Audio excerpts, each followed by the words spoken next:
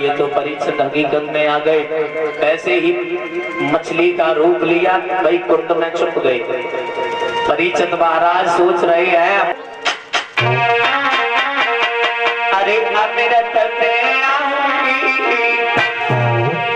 ये जल जो आपके समान जल है, हमारे समान ये अमृत समान है, क्योंकि हमारा काम बनने वाला है। अमृत में आऊंगी,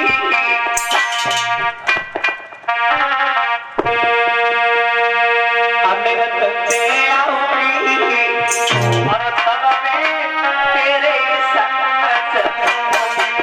अमृत में आऊंगी, तब मैं तेरे संग चलूंगी। दोनों हाथ जोड़ करके नमस्ते बोली, पिया है जल है, जल पिता को देवाएं पत्ते मनुष्य आ जाए, तुम्हारे संग हम शादी करें। यदि हम कैसे माने कि सुनो ना,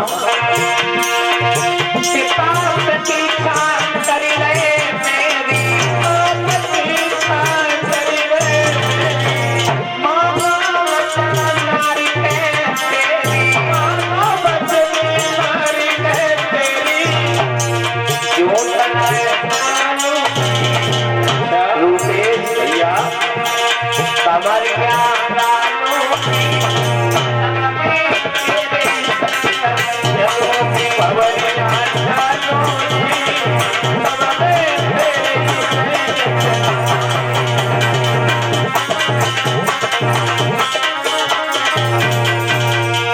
दोनों हाथ जोड़े जवाब दिया, जल लेकर के हम फट वापस आ जाएंगे, तुम्हारे साथ हम शादी करेंगे। जवाब दिया करोगी? हाँ करूंगी। करोगी? जवाब दिया हाँ करूंगी। दरवाजा जब भर लिया है, गंगा मैया की सौगंध जब खाई है नवल्ले ने, जवाब दिया अब चली जाओ। अगर तुम आए हो नहीं तो हमने इतनी ताकत है तुम्हारे नाग लोग से, तुम्हारे पिता को हराए के हम ले हुए। जवाब दिया कोई बात नहीं, हम आ जाओगे। वैसे ही नवल दे गई है, बेटी पैर पीछे कर लो, जल्दी कोई बात नहीं। मेरे भगवत श्रोताओं, जैसे ही नवल दे गई, जल दिया, जल स्नान कराया और स्नान कराने के बाद कोड जैसे ही ठीक हुआ है, बासु का कोड जैसे ही ठीक हुआ तो नवल दे हस्तनापुर के लिए जैसे ही चली तो बासु आए लड़की कहाँ जा रही हो? दोनों हाथ जोड़े, पिताजी में शादी करने जा रही है। कहाँ किनके साथ शादी करेगी? जवाब दो तुम्हें नहीं मालूम, जो गर्भ में जब थी तुमने वचन लिया था, गंगा मैया की सौगंध खाई थी, अर्जुन को तुमने वचन दिया। जवाब दिया वो तो बात खत्म होगी। खत्म नहीं हुई, अभी तो प्रारंभ हुई है, मैं शादी करने जा रही हूँ। हमारे पिता जो है ना वो वचन हार सकते, पल्ले के राजा बासु की लड़की वचन दे करके आई है, ये नहीं हारने वाली है। नहीं मानोगी? नहीं मानोगी? देख लेना नवल दे, सुख से सोने नहीं दूंगा, पिताजी आपकी इच्छा, सुख से खाने नहीं दूंगा, पिताजी आपकी इच्छा। चली गई नवल दे।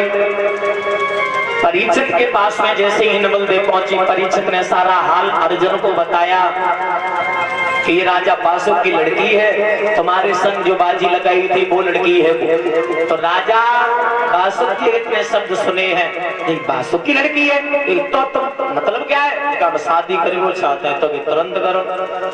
अर्जुन ने परीक्षित और नवल दे की वही शादी करवाई। बोलिए परीक्षित महाराज की। जन्म हुआ और शादी हुई। अब ध्यान दीजिए ऐसा कारण क्या बना जो कि परीक्षित महाराज को सब कुछ त्याग करके संत बनना पड़ा, मतलब भगवान की कथा श्रवण करनी पड़ी। ऐसा अरे श्याम की आवेगी पाती रे, पिया की आवेगी पाती रे, श्याम की आवेगी पाती रे। थाली बजा करके, थाली बजा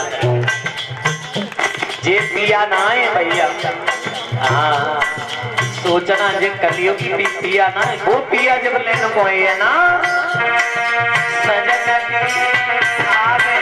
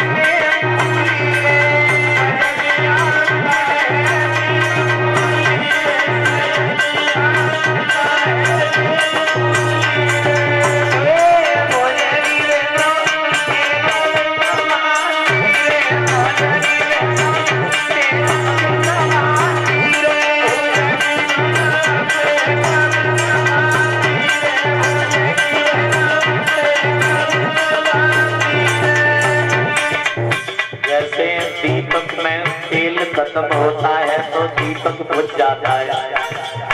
इसी प्रकार इस मानव रूपी भगवान का नाम जो है ना खत्म हुआ तो समझो जिंदगी खत्म हो गई। आपके पूर्व जन्मों के जो संस्कार होते हैं सब मानव टिक पाता है और भगवान का कीर्तन करता रहता है थोड़ा बहुत, इसलिए संकट नहीं आते।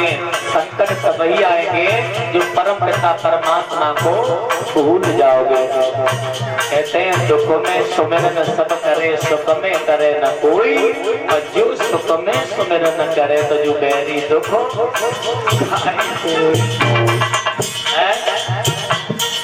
तेल अगर दीपक में खत्म हो गया तो दीपक बुझ जाता है। इसी प्रकार ये जीवन रूपी दीपक है, भगवान रूपी नाम जो तेल है वो तेल पड़ता रहेगा तो ये कभी जीवन में बुझने वाला नहीं है। जैसे ऊर्जा मिलती है, जैसे गाड़ी में पेट्रोल खत्म होगी गाड़ी बंद हो गई, ये तो निर्जीव चीज है गाड़ी, इसमें कोई आत्मा नहीं है, ये निर्जीव चीज है, ये भी समझती है। तेल खत्म हो गया तो आप 1 किलोमीटर नहीं चला पाओगे, चालू नहीं कर पाओगे। अब समझो जब निर्जीव चीज चालू नहीं होगी तो हम तो आप लोग सब समझते हो, जब भगवान का नाम नहीं लोगे तो जिंदगी हो जाएगी।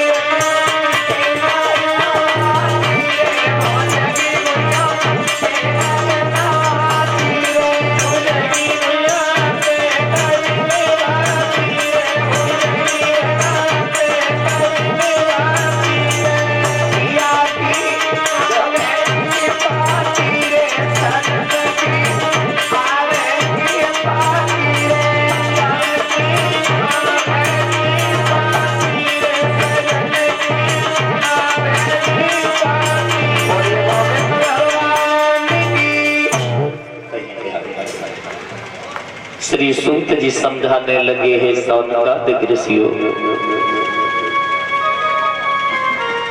परीक्षित महाराज का विवाह हुआ, 5 पांडव राजा बना करके परीक्षित को निकल गए हिमालय के लिए भजन करने। परीक्षित जैसे ही चले हैं तो कहते ना घर से जब कदम बाहर दो तो अपने माता पिता अपने इष्ट भगवान को जरूर स्मरण करो। हमेशा घर से जो भी व्यक्ति बाहर कदम रखता है बाहर जाने से तो अपने इष्ट भगवान को माता पिता को जरूर याद करके निकलो, ठीक है। आज वही राजा ने किया, क्या किया?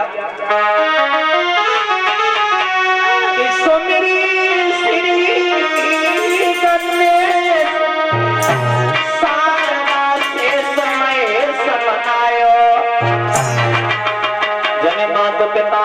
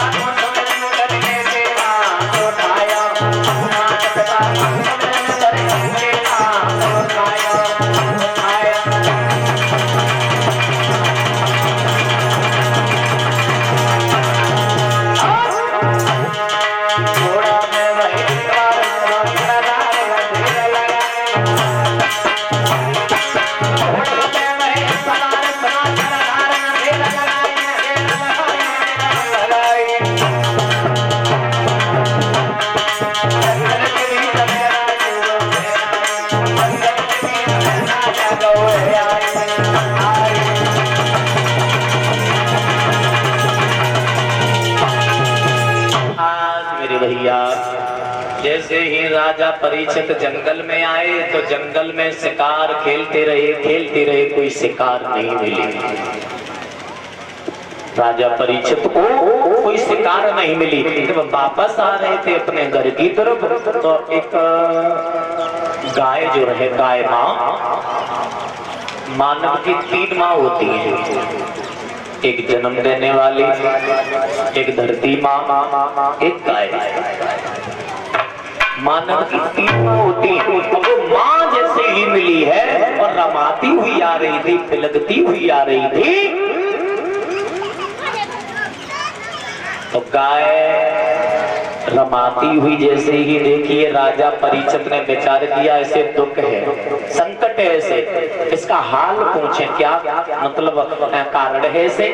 जैसे ही और नजदीक पहुंचे तो गाय माँ ने मानव की भाषा में, जैसे हम आप बोलते हैं, इस प्रकार इन शब्दों में जवाब दिया कि कौन है आज मेरी लाज बचाने आए, लाज बचाने आए, शर्म के नाम से बलिदान चढ़ाने आए, शर्म के नाम से बलिदान चढ़ाने आए, शर्म के नाम से बलिदान चढ़ाने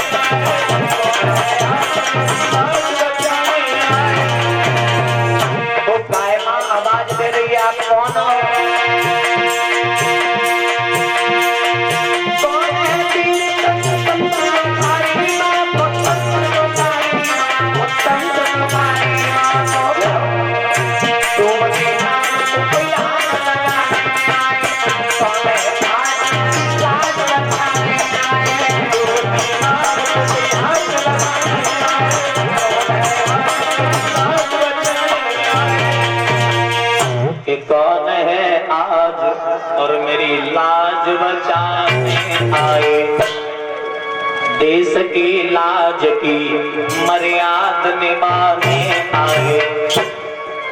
कौन है वीर और तंत्र दुखारी माँ को बेड़ियां काट के आजाद बनाने आए। डूबती नाव को कोई हाथ लगाने आए। कौन हो आप, कौन हो, क्या नाम है आपका। परीक्षित महाराज आगे बढ़े हैं, जवाब दिया हमारा नाम है राजा परीक्षित। में यहाँ का राजा हूँ।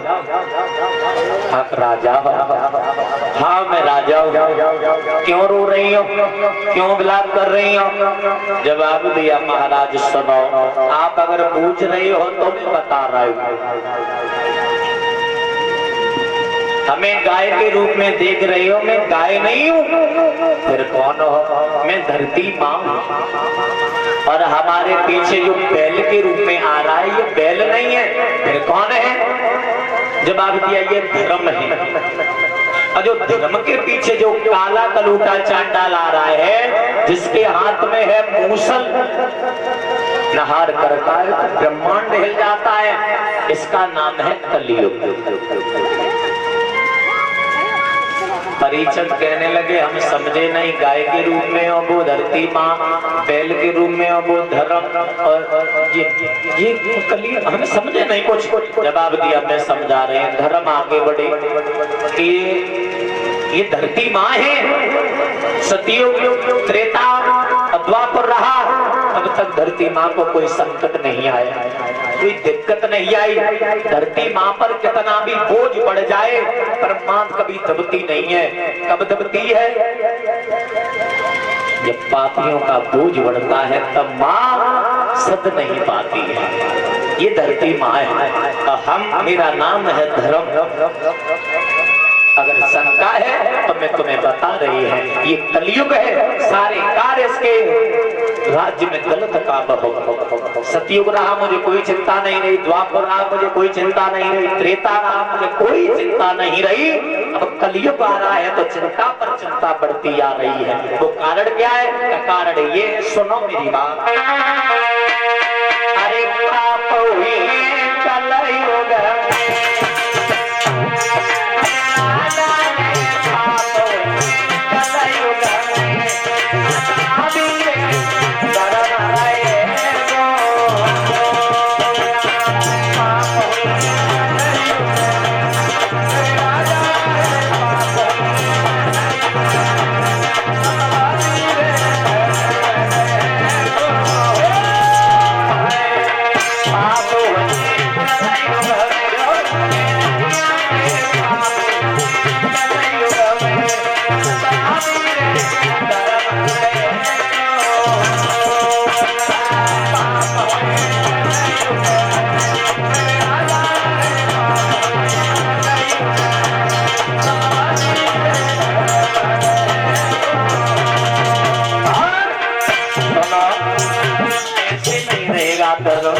मेरी बात सुनो। धर्म धर्म की बात बताते हुए बोले, सुनो राजा, ये धर्म रहे वो न्याय पाप सबके दिलचार, धर्म रहे वो न्याय पाप सबके दिलचार, वचन भूखे तेरे दुष्ट घर मौज उड़ावे, क्या बिटियां मुंह में कुंवारी, सगे मात को पुत्र बनावे,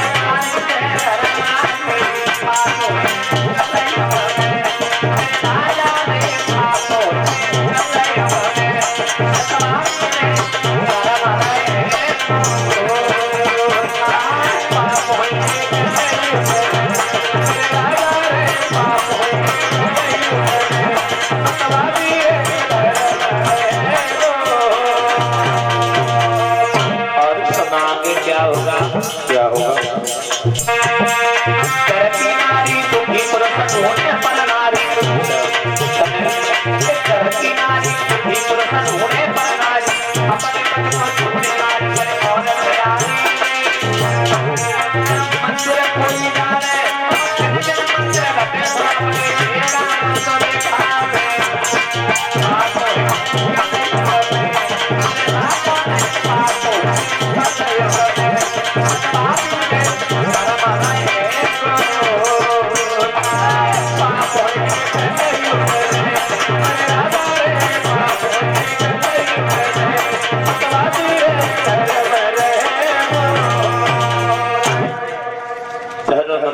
धर्म की राज बताते हुए बोले महाराज परीक्षित। जवाब दिया, सुनो मेरी बात, इसके शासन में क्या होगा? धर्म रहे वो न्याय पाप सबके दिल छावे, और सज्जन भूखे फिरे दुष्ट घर मौज उड़ावे, जहाँ बिटियां घूमे कुआरी, मतलब समझ रहे हो, शादी के लायक हो जाएगी कन्या पर, लेकिन लड़कियों की शादी नहीं होगी।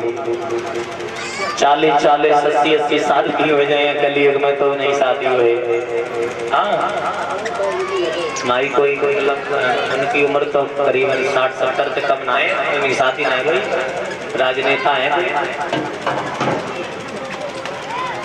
घर की नारी दुखी पुरुष ढूंढे पर नारी, अपने पति को छोड़े नारी करे और से यारी, न मंदिर कोई जावे और दिन दिन मंदिर घटे शराब के ठेका।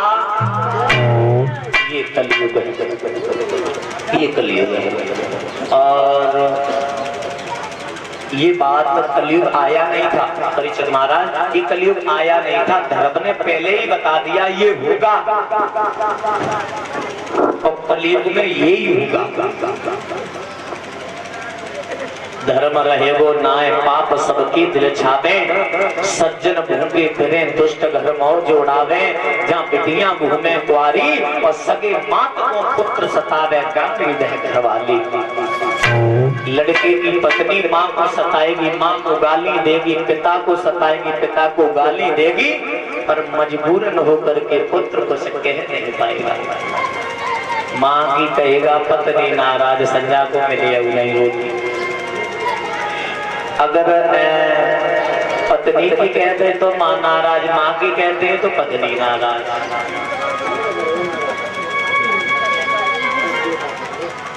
याद रखना मेरे भगवत श्रोताओं, मां से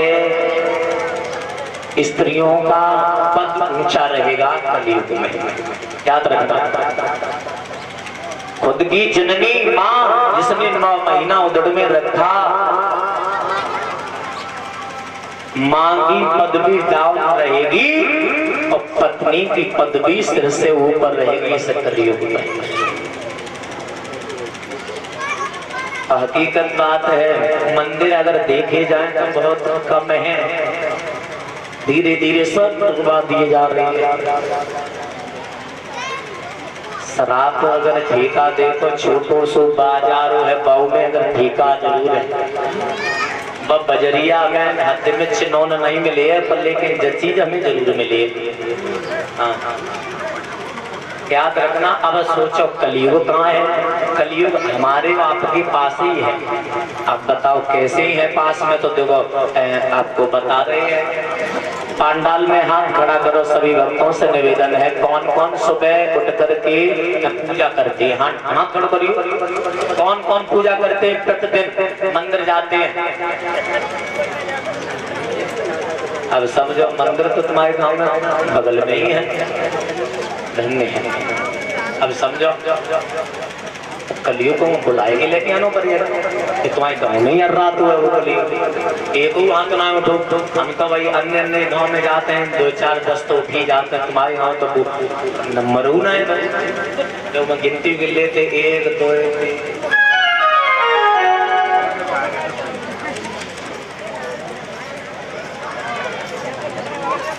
याद रखना परीक्षित महाराज, भगवान का कीर्तन। अच्छा मुझे ये बताइए, सुंदर रूप दिया किसने दिया?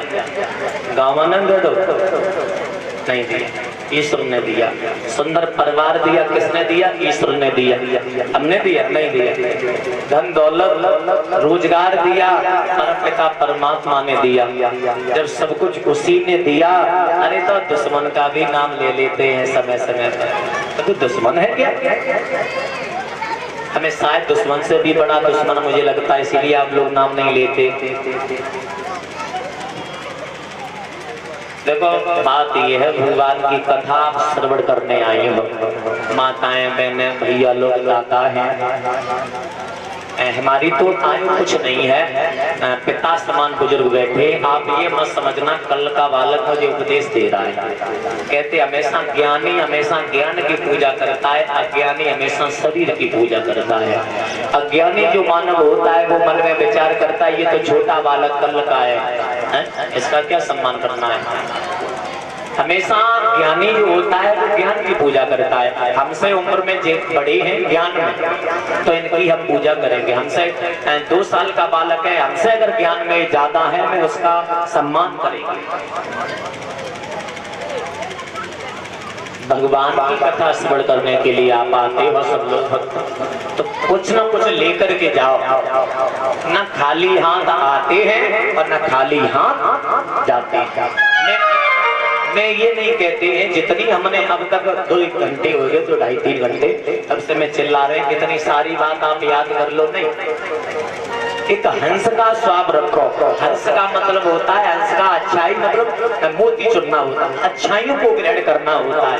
अगर तुम्हारे हित की अगर जो बात अगर मैं बोल रहा हूँ कह रहा हूँ, बस वो ही अपने अंदर रख लो और सारी बातें यहीं छोड़ कर निकल जाओ। अगर तुम्हारे हित की जो हो, आज से कौन कौन भगवान को मानेंगे, कौन कौन पूजा करेंगे? हाथ खड़ा करो। कौन कौन पूजा करेंगे? हाथ खड़ा करो। 1 2 2 3 4 5। अब बताओ कितनी शर्म की बात है। आप लोगों को भागवत सुनाने तो क्या सुना, चलो बताओ कि बदलाव तो होने वाला है। बहुत गलत बात है, बहुत गलत बात है। पहली बात तो आप भजन करते नहीं हो, शीश झुकाने जरूर जाओ। अगर गांव में कोई मंदिर है नहीं पहुंच पाते हो तो घर में तस्वीर रख लो भगवान की, जिस इष्ट देव को जिनको मानते हो। मकान बनता है तो अंगीठी तो होती है, अंगीठी क्यों होती है? इसीलिए होती है पूजा पाठ करने के लिए। धन्य हो कीर्तन बोलो। अरे परेरो तो होई जाके हृदय विचारिए, परेरो तो होई जाके हृदय विचारिए, परेरो तो होई जाके हृदय विचारिए, परेरो तो होई जाके हृदय विचारिए। गधा के ना करेगा बाबू, गधा के ना करेगा बाबू,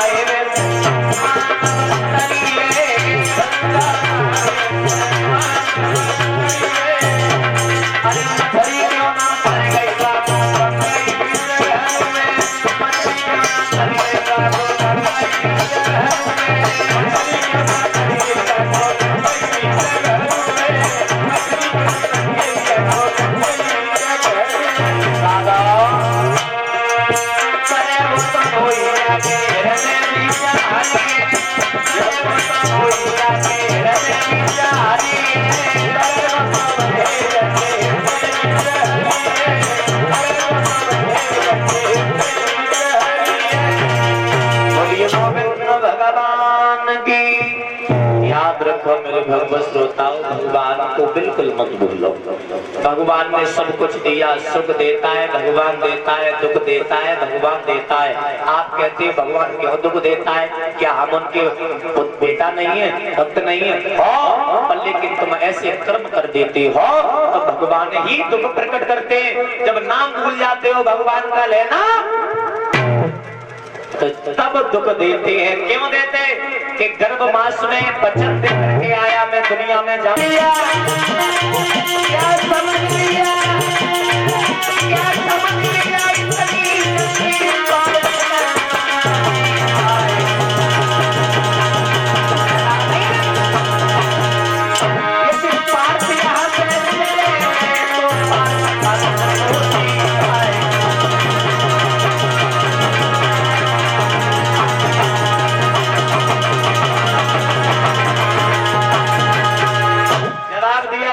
रखा है तूने कलियुग। यहाँ से अर्जुन चले गए तो कभी ये समझ लिया कोई बाणाधारी ही नहीं है।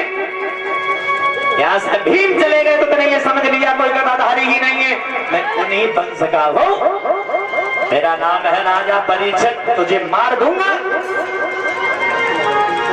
परीक्षित महाराज इतने क्रोध में दिखे तो कलियुग ने दोनों हाथ जोड़े, महाराज मुझे मालूम है आप मेरा वध कर दोगे, ब्रह्मा जी की तरफ ध्यान दे दो, मुझे वरदान प्राप्त है।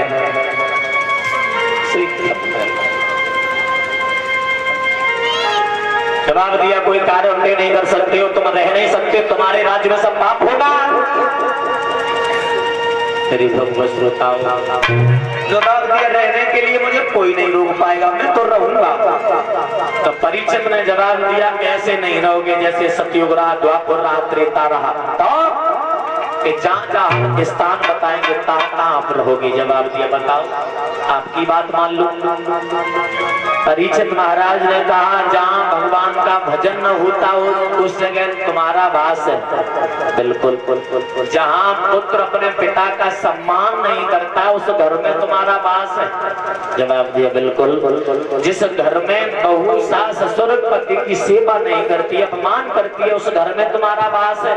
जवाब दिया बिल्कुल। जहाँ शराब पी जाए वहाँ आपका वास है। बिल्कुल। जहाँ वैसे नृत्य करते हो वहाँ आपका वास है। और बताओ? जवाब दिया अब ठहरे जाओ, तुमने बहुत स्थान बता दिए, अरे अब ऐसा स्थान कोई बता दो एक पल के लिए हम आराम कर सके।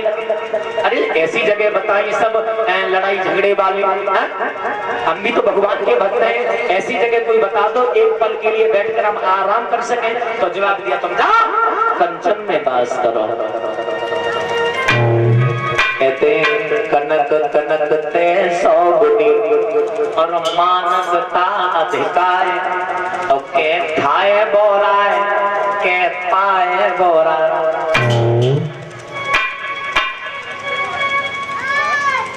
जब मैं पढ़ने जाया करते थे तब ये बहुत सुंदर लाइन हमने पढ़ी थी। जब स्कूल जाया करते थे कनक कनक ते सौगनी मानक था दिखाए पक्के खाए बोराए के पाए बोराए।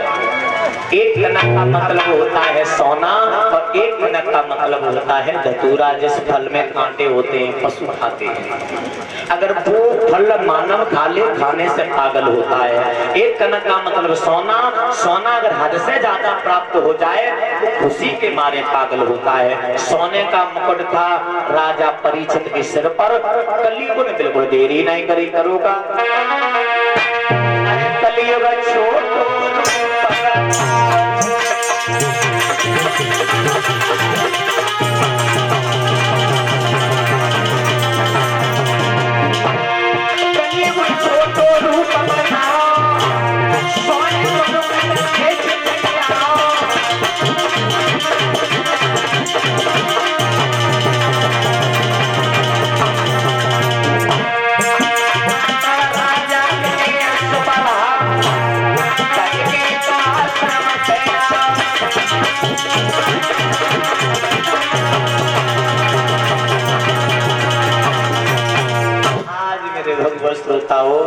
जैसे राजा परीक्षित के सर पर कलयुग सवार हो गया। सर्वप्रथम कलयुग ने प्रकोप डाला तो परीक्षित पर डाला, परीक्षित के सर पर सवार हो गया। विपरीत कार्य करवाने लगा वो कलयुग, उल्टे कार्य। गला सूख गया, प्यास लगने लगी, एक आश्रम देखा, आश्रम कहाँ है तो आश्रम की ओर निकलने लगा।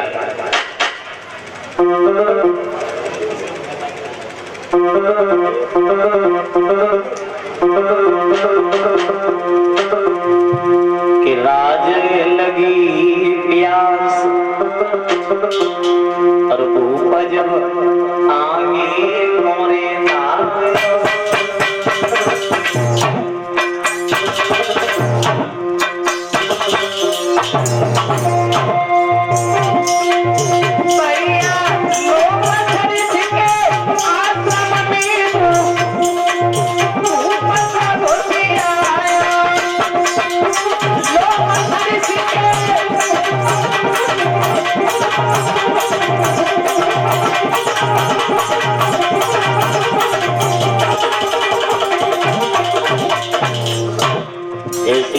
की तरफ आया राजा।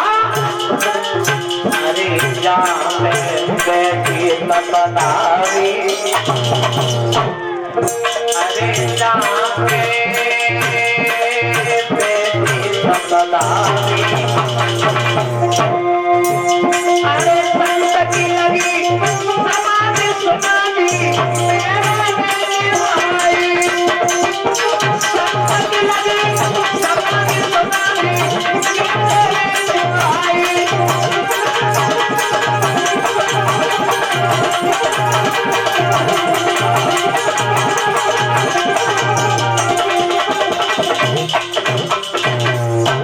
जैसे ही राजा पहुंचा, राजा ने जैसे ही देखा ये संत है, आके बंद करके बैठ गया। इसको मालूम है राजा आ रहा है, हमसे पानी पानी मांगे, मुझे पानी पिलाना पड़ेगा। पानी न पिलाने के बदले आंखें बंद कर ली, बैठ गया। इसने हमारा अपमान किया, हम इसका अपमान करेंगे। एक मरा हुआ वही मृतक सर्प पड़ा हुआ था, बाण के नोक से उठाया और राजा के गर्दन में डाल दिया। गर्दन में जैसे मरा हुआ सर्प डाला, राजा चला गया। अरे लिखी कोए मिट भैया ऐलानी, अरे लिखी कोए मिट भैया मेरी बजरंगी के बिना ऐलानी जवान डोलन भैया, सरस्वती भैया बिना हमारी जवान डोलन भैया।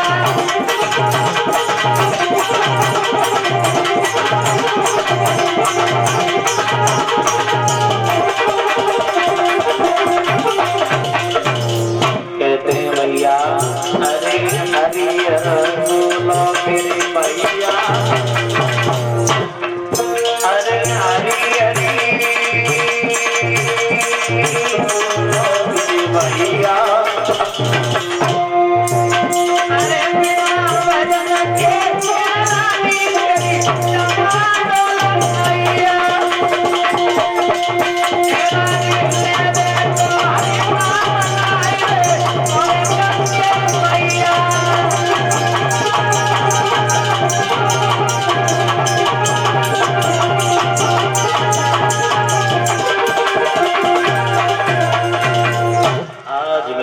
श्रोताओं जैसे ही राजा अपने घर पहुंचा है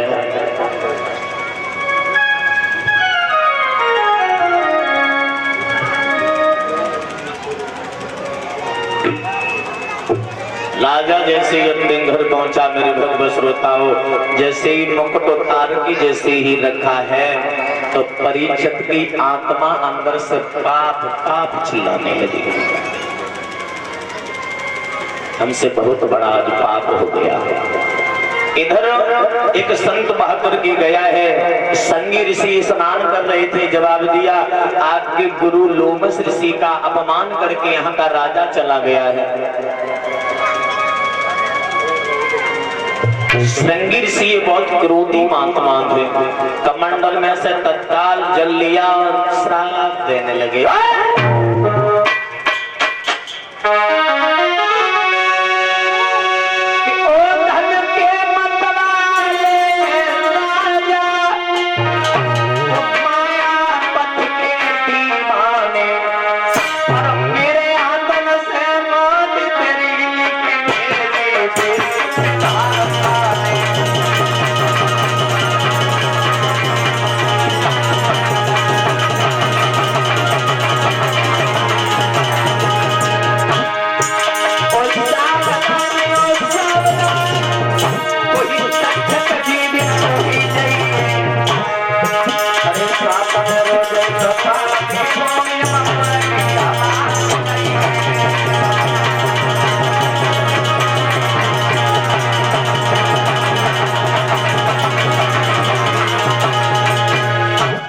जवाब दिया सावधान सावधान वही तक्षक जीव तो हो जाइए और साथ में रोज इस पापी को हेमपुर की हवा खिला दीजिए। श्राप दे दिया 7 में दिन यही तक्षक नाग बन के तुझे डस लेगा परीक्षित। लोमस ऋषि के नेत्र खुले संगी ऋषि को बुलाया बेटा तुमने ये क्या किया अरे कलयुग की छाया उसके ऊपर थी परीक्षित ने कोई गलत काम नहीं किया कलयुग ने करवाया और तुमने कलयुग को छोड़ करके परीक्षित को श्राप दे दिया। अरे परीक्षित जैसा राजा न आज तक हुआ है न कभी भविष्य में होगा। राजा परीक्षित के शासन में शेर बकरी एक घाट पर पानी पीते हैं और ऐसे भूले राजा को तुमने श्राप दे दिया। बाजी वाह इजाब कह देना जा करके तो युक्ति युग में अगर मिल जाए तो अपनाए ले। एक संत बाहर करके गया परीक्षित महाराज को सारा हाल बताया तुम्हें 7वें दिन संगी ऋषि का श्राप लगा है 7वें दिन तक्षक नाग डस लेगा।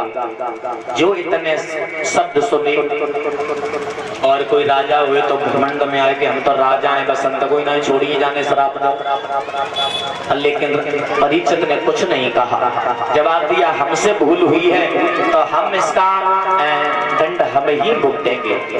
राजसी जो वस्त्र थे वो तार के रख दिए और गेरुआ वस्त्र तन के ऊपर धारण किए और जैसे ही राज्य छोड़ करके चले नवलदे आ गई आरती उतारने के लिए नवलदे से मना कर दिया जवाब दिया आज से हक हमारा नहीं है सब छोड़ रहा हूँ मोह माया।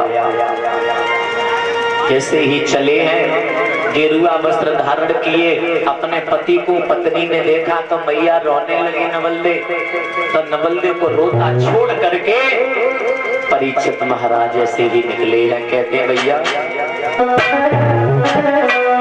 अरे छोड़ी चले रजधानी और अपनी छोड़ी चले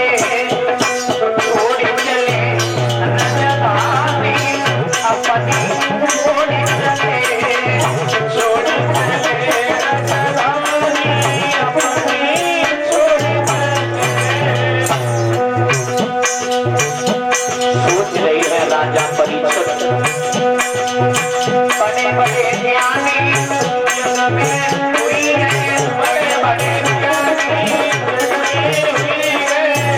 बड़े बड़े ज्ञानी जग में हुई है, बड़े ज्ञानी जग में हुई है।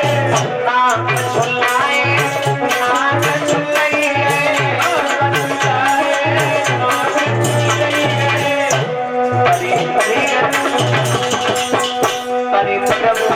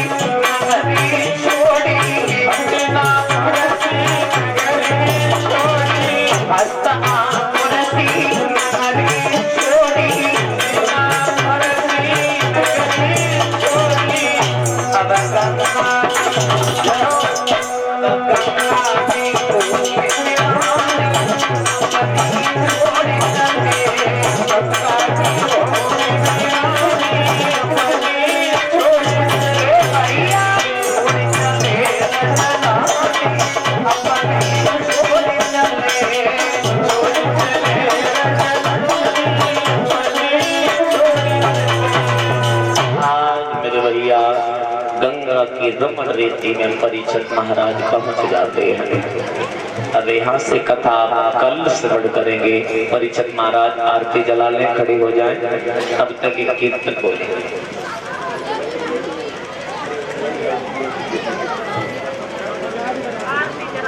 51 मुद्राएं हमारे पास में भिजवा रहे हैं।